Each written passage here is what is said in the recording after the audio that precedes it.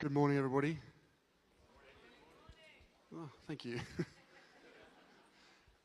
In 1957, the Soviet Union launched Sputnik, the world's first satellite, marking humanity's first stride into the vast expanse of space. And then in 1961, we witnessed a monumental achievement as Yuri Gagarin became the first human to journey into space, a feat that captured the imagination of people around the globe. And of course, we cannot forget 1969, when American astronauts Neil Armstrong and Buzz Aldrin made history with the first successful human landing on the moon, a triumph that showcased the boundless potential of human invention and spirit. Over the course of our history, humankind has dared to exceed the limitations of possibility. We've dreamed the inconceivable. We've built the unimaginable. And as a result, we live in a time where accessibility to everything, everywhere, all at once, rests in the palm of our hands. Yet, while we celebrate global achievements and their impact, there is still critical work to do. And so, I stand before you today to speak about the pervasive threat that our online world poses to us, especially our children, if we allow the status quo to remain. In an age where our lives are intertwined with technology, we cannot afford to only see the online world as a space for profitability, competition, and rapid growth. Instead, we must come together to ensure the digital space is one that fosters well-being, connection, and hope. Young people today are disproportionately affected by negative experiences online and mental health issues stemming from their digital interactions. They know it. The statistics prove it. They're navigating an environment that is often hostile and overwhelming. Reports of anxiety, depression, and social isolation linked to these platforms have surged in recent years, creating a crisis that cannot be ignored. These challenges are compounded by the relentless spread of unreliable and unfounded information, leaving many feeling isolated, confused, and scared. These are not distant problems. They're epidemics currently testing our resolve, and they cannot be ignored. My lock screen is a picture of my kids. What's yours?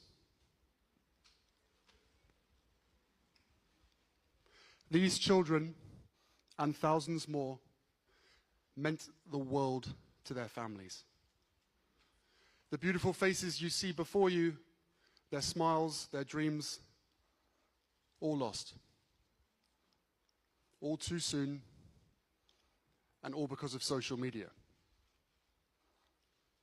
It's why we launched the Parents Network, a global community that provides crucial support to parents whose children have suffered from the harmful effects of social media. And it is because of them that we at the Archewell Foundation are committed to this issue. Through trauma-informed practices, our network helps parents come together to forge strong bonds, offering healing support through community. This safe and free-to-access peer support not only offers invaluable resources and advice, it is guided by a licensed facilitator, ensuring that no one has to navigate this journey alone. Our platform provides opportunity for parents to turn their pain into purpose, ultimately changing the very system that stole their child. As the digital landscape has evolved, we've seen rising polarization, social unrest, and a disconnect that often manifests itself in violence and fear. Personal social connections have fallen secondary to alternative digital realities. These platforms are designed to create addiction. Young people are kept there by mindless, endless, numbing scrolling, being force-fed content that no child should ever be exposed to. It's not free will. I, like many of you, did not grow up with a phone. Young people today possess an incredible understanding of technology that older generations may struggle to grasp. They are digital natives, adept at navigating online spaces and spotting harmful trends. Their artistry and fresh perspectives allow them to envision solutions that we might overlook. They are also part of a collective who use their voice to speak up when something is wrong. Deep commitments to social justice and inclusivity drive them to advocate for a future that we can be proud of. So we must empower them.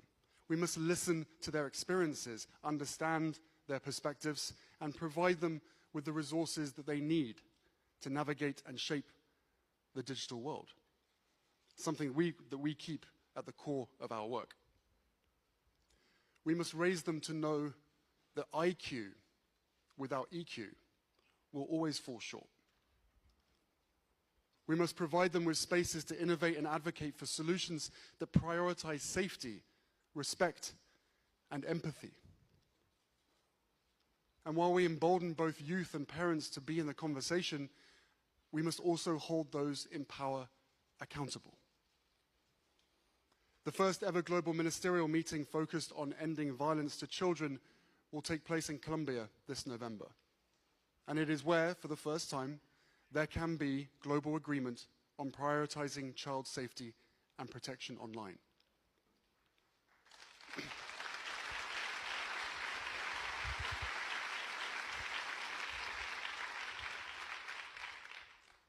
Our laws and regulations are different state to state, country to country. We may have different backgrounds, viewpoints, beliefs, and even access to the internet itself. But the one thing that we can universally agree on is the safety of our children.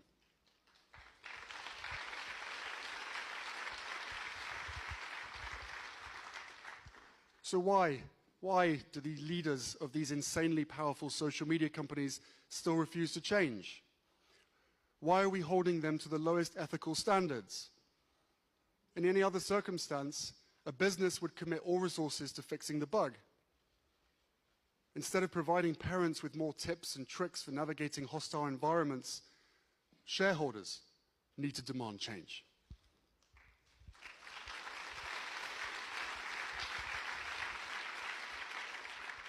Some say kids will be kids, and, well, that may well be true. Kids may get into trouble. I know a thing or two about that. But our kids are being targeted. The harmful effects of social media are made by design. While we embolden both youth and parents, we must also hold digital platforms accountable. Surely, none of us want to live in a world where there is no consequence or accountability. Parenting doesn't end at birth of a child. Neither does founding a company. Whether parent or CEO, we have a duty and a responsibility to see our creations through. If corporations unabashedly lack responsibility, it doesn't mean we should do the same. Their platforms may be under our fingertips, but we have the fate of the future, their future, in our hands. When many in our world today seem to conflate opinion as fact and fact as opinion, we have to work hard to seek and reveal truth. For as long as we're debating over lies, we will forever be divided. And when so much of our future is uncertain, we need to meet global insecurity with compassion rather than hate. Inclusivity and equity are not optional. They are the bedrock upon which we must build our communication and community. And fear, orchestrated at the highest levels, needs to be seen for what it is: a tactic to mask indifference and a failure to seek real solutions. As a growing movement, the Parents Network is committed to this journey. We need platforms that mirror our highest values, designed with safety in mind. But in the meantime, we can't wait. Our kids can't wait. We need to create programs that teach digital literacy, emotional intelligence, and critical thinking. We need to equip our youth with the skills they need to identify and combat online threats. We need a better digital future, one that we all deserve. We were promised a human experience. Instead, we've been a human experiment. This is an invitation to each and every one of you to open your eyes, ears, and hearts to these realities and to channel our power, resources, and intelligence toward meaningful action. All we have today, in this moment, stems from the defiance of boundaries we once thought existed. We've split the atom. We've walked on the moon. We are more than equipped to tackle this. The future of our world and our youth depend on it. We all just need to want it enough. And I know that I do. Thank you.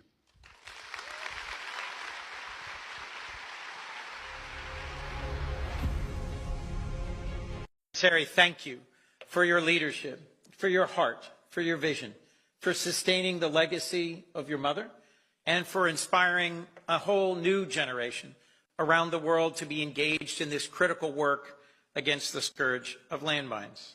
The Hello Trust work in Angola meant a great deal to my mother. We know the road ahead is long and challenging, but resigning to complacency and/or despair are obstacles far more insurmountable.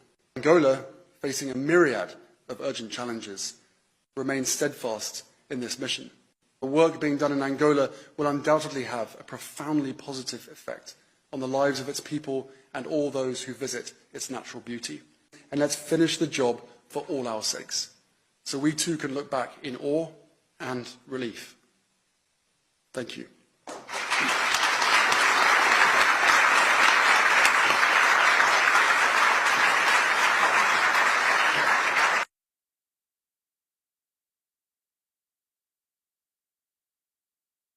Entire generation at this point.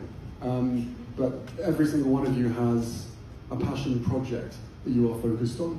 But one of the reasons why I think that we are here today is because of mental health, right? And the fact that it affects every single one of us from top to bottom, from the youngest to the oldest. And I think you guys you're leading the charge in hopefully being able to break down the stigma, to be able to continue these conversations. But when you talk to this room and to the audience and say, act on what we're saying, it's not just from you guys, it's for the whole entire generation. Because so many people are looking for solutions, and the fact of the matter is, there are solutions to all of these issues.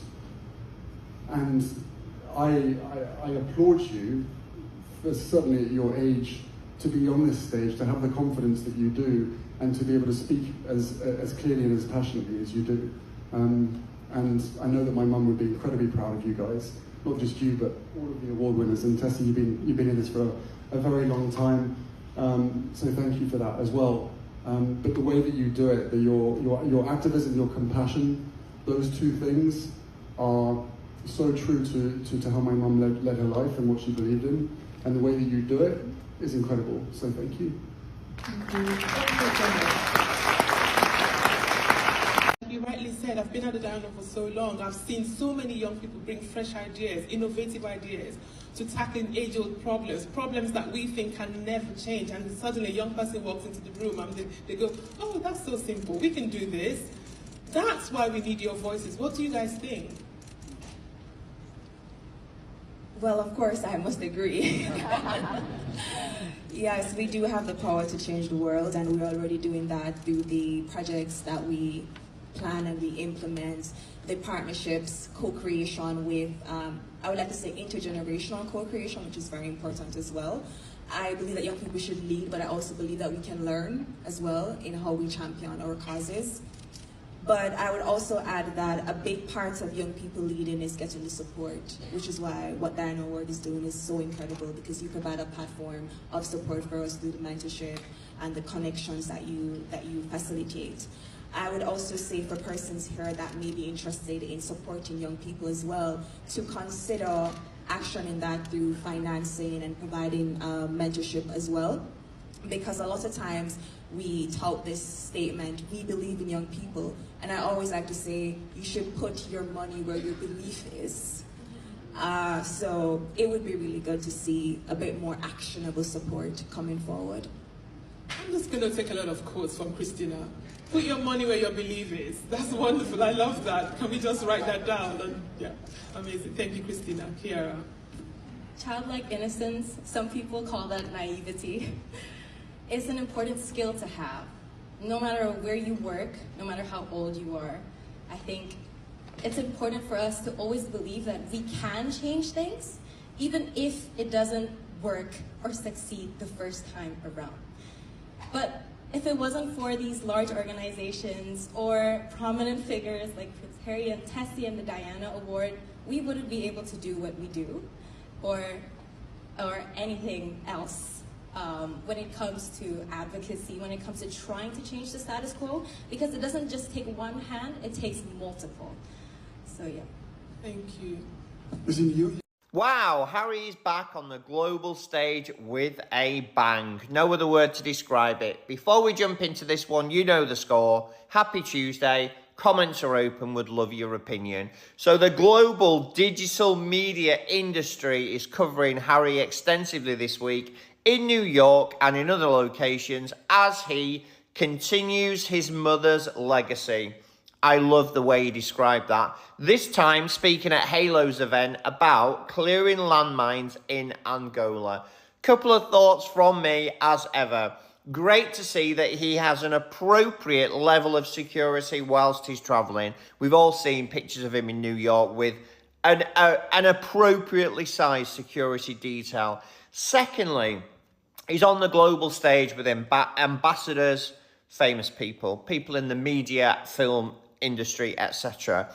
He's working hard, and this must make the British working taxpayer-funded royal family absolutely cringe, because this guy's fitting in 2, 3, 4 appointments a day and showing what a brilliant humanitarian he is. Forget the mic, he doesn't need it. Just the work that he does shows the type of person that he is.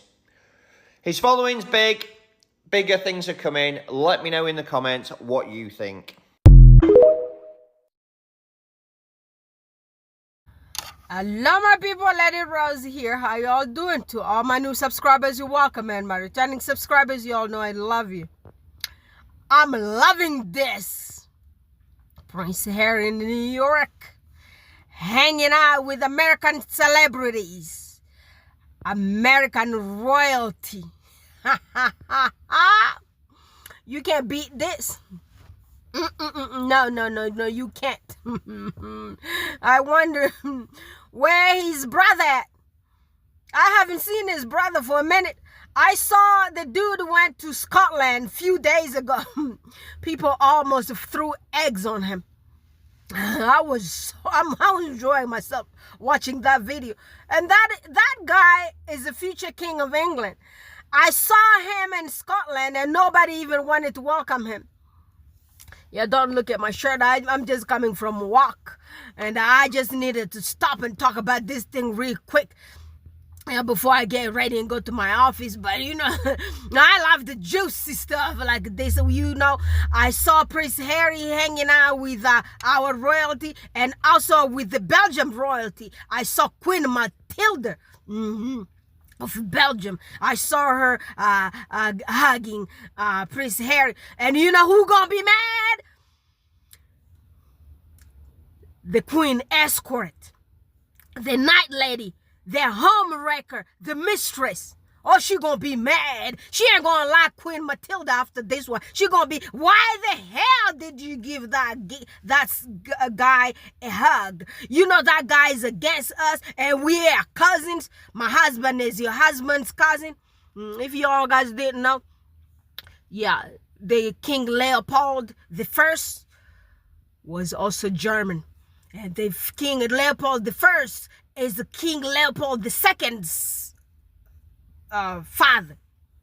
And that Leopold II is the king who went in the Congo, who went and cut the fingers of the black people in the Democratic Republic of Congo. You know, the Congo used to be called the Belgium Congo. So that guy, this guy, because of the rubber to make the tires for their cars, that guy went colonized the Congo in the 1800s and mistreated the people in really awful ways and cut them fingers. So that boy was Leopold I's son, and he was the Leopold II, the devil, evil king of Belgium. So Matilda is Matilda's husband, who is current king of. Let's go back to Matilda's husband. I forgot what his name is. That king of Belgium. Them people went and did terrible stuff in Africa. And so Queen Victoria and Leopold I were direct cousins. One was the paternal auntie's daughter, and the other one was the paternal uncle's son. Or maybe I'm saying otherwise. Either way, I believe Leopold I's father was Queen Victoria's uncle. Either paternal or maternal, it doesn't matter, but just remember, they have the same DNA. Same people. They were real blood cousins. So this one here, our prince, our in-law, yeah, we love you, Prince Harry. His father, that one, the current king, and that king of Belgium are cousins, related, blood related, via German blood. Don't let them fool you. They are deep down German than anybody else that you know in the entire England. They're just the bullies. They're bullying all those people. They're bullying Wales. They're bullying Scotland. They abolish the damn monarchy. God, for God's sake, somebody do something. Abolish that rotten, heinous, terrible, racist monarchy. So let's go back to New York. Did you all see Prince Harry's speech at Diana Award? Did you see Prince Harry with all those, hanging out with all those beautiful people? Yeah, beautiful people. Beautiful people. I saw a few black people. I saw some few white people, good people with good hearts. And we saw this guy here giving a beautiful speech and thanking Prince Harry for all that he does for the humanity. Guess what? They can't say the same thing about Willie Leaks, because that guy is not there to help the world. Remember, the dude said he was gonna help the homeless, but instead went to museum. Went to look at the gallery pictures in a museum in London. That's what he does. He poses with a couple black people saying that, well, y'all guys need to say that I've been helping you. It's always the black ones. It's always the black ones, the traitors.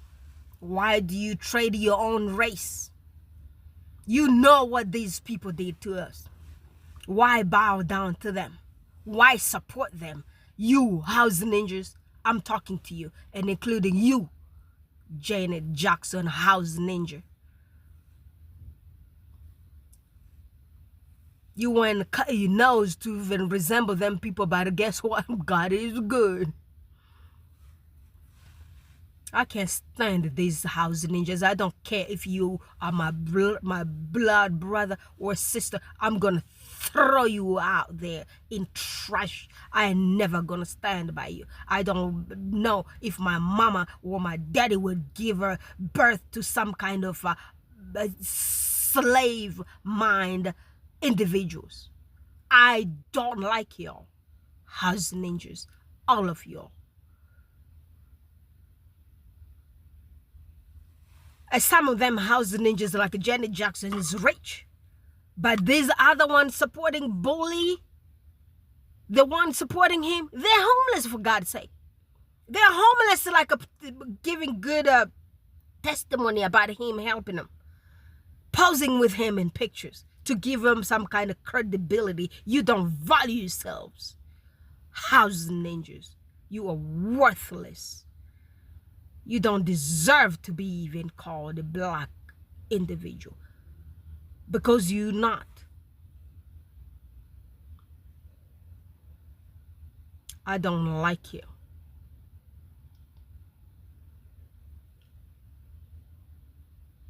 I believe you watched everything our prince is doing there, our brother-in-law. He's doing a good job, and the humanity is happy because of everything that he does. Prince Harry, please continue to do good, and help people. God will bless you. That's what your mother's legacy is. She used to help people. Your mother actually left this world very early because of this one here. This one here.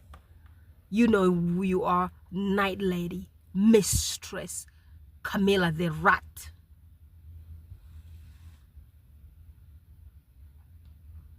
All right, guys. I gotta go. I'm gonna talk to you all guys again tomorrow. I love you all guys so much. Please subscribe to Isabella Back's channel and subscribe to my brother Byron's channel. I'm gonna see you all guys again tomorrow. Bye for now.